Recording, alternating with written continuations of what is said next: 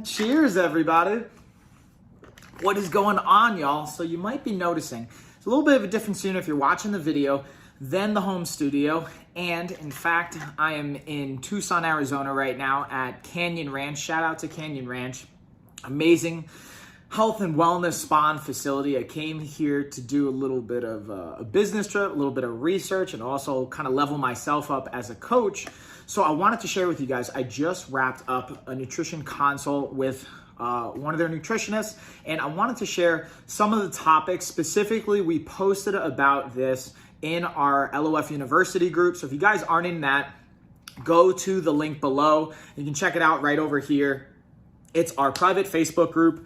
You just got to kind of like check out the link, go over, and we'll kind of get you approved and set up in there. We share exclusive information and polls and surveys and things like that in there, and share some really fun stuff. And one of the things we asked was, what are some of the topics that you want to hear? One of the things that came up was, autoimmune and inflammation related conditions, as well as things that we can do to mitigate that. So while I was talking with a nutritionist, that was one of the many topics we kind of covered. So I wanted to go through my notes and share a few of the big ones that kind of jumped out to me with the aspect of autoimmune as well as inflammation. And one of the biggest components that ties into both of these is gut health. And this is something I've talked about many, many times on the podcast, but I wanted to specifically go into some of the things that really jumped out here. And I'm gonna kind of go through my notes and reference this. So you're gonna notice I got my notes over here. Also, shout out to Canyon Ranch. They hooked me up with the Fastest Meals Imaginable cookbook. So what we're gonna do is I'm gonna go through this and I'm gonna end up making a lot of these recipes. So if you wanna see some of these recipes being done live, I'm gonna do them live on our LOF Amazon, so you can check that below, as well as we're gonna record them and add them to our Fitness Vault. So if you guys are not a part of the Fitness Vault, you can check that out below. It's one of our awesome monthly programs that we have. We might even drop a couple of them on our social media and some of our other platforms here, so you guys can enjoy that. And if you want to see more of it, let me know.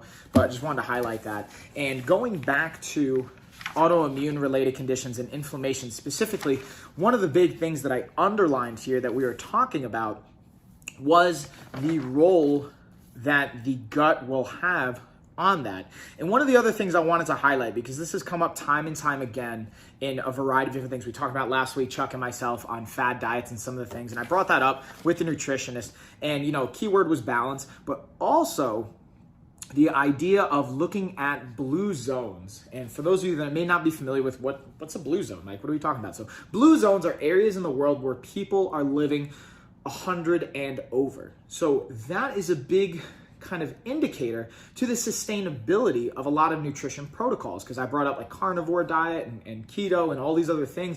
She's like, a lot of times I like to turn to the blue zones of the world to see what are they doing, and that's where like a lot of the Mediterranean style diet came from, and a big component of that, as well as some other types of integrations that can be really helpful. So that's one thing I just wanted to throw out there that I think could be helpful for you guys. If you're not familiar with Blue Zone, go check it out and look that up.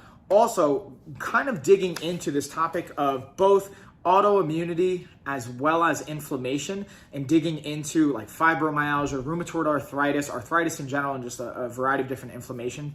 Gut bacteria was a really big thing that we talked about, as well as digestion. So first, looking at gut bacteria and the kind of two different ways we can take in bacteria that will be positively supporting for our gut. One is probiotics as a supplement. Two is going to be from our foods, for fermented foods, for example.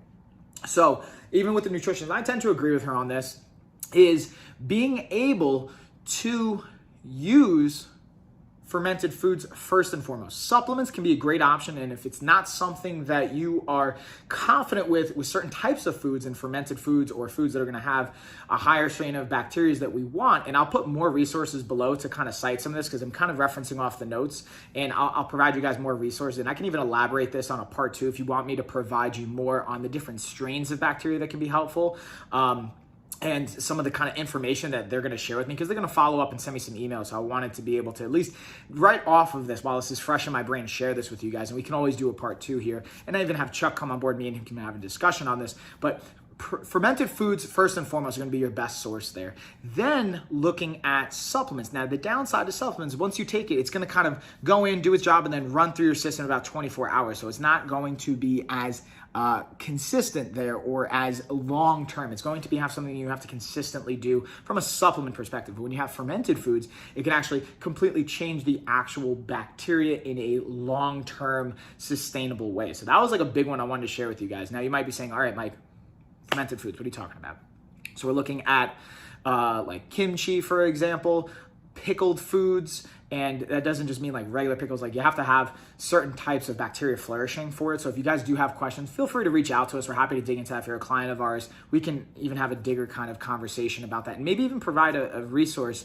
You guys let me know if you want to see that. We'll provide a deeper resource on that I've gotten from our team. So you can check the link tree we have below as well. We'll maybe add that in there for you guys, as well as just join our newsletter, because then we're going to be able to send that out to you guys. You can join the newsletter in our link tree. So kind of looking at my notes, that was one of the big ones. Also, some of the benefits of bacteria, and like there's a category that she kind of covered, was beneficial bacteria and the impact it can have on a variety of different functions, but specifically keeping it with inflammation and the autoimmune relationship there is gene expression and function, because some of these can be related to family history and epigenetics or gene expression.